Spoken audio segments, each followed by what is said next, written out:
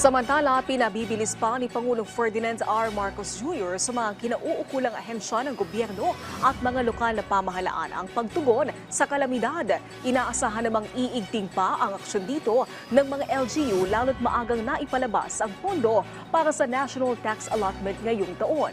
Si Clazel Pardilla sa sentro ng balita. Inilabas na ng Department of Budget and Management ang higit 1 trilyong pisong national tax allotment para sa mga lokal na pamahalaan ngayong taon. Alinsunod ito sa utos ni Pangulong Ferdinand R. Marcos Jr.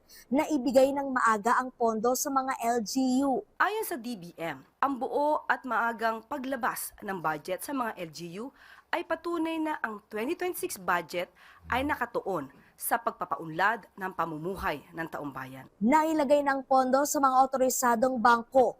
Ginagamit ang NTA sa pagtatayo ng mga health center, daycare, pagresponde sa mga kalamidad at iba pang proyekto na magpapalakas sa mga LGU. Inuuna nito ang mga pangunahing serbisyo, pinalalakas ang lokal na pamahalaan at prioridad ang mas mabilis na paghatid ng mga programang direktang nararamdaman ng mga komunidad. Nanawagan naman si Pangulong Marcos na gamitin ng tama ang budget. Gamitin ang budget para sa mga otorisadong pakay at sumunod sa reporting requirements bilang bahagi ng transparency at accountability standards ng pamahalaan.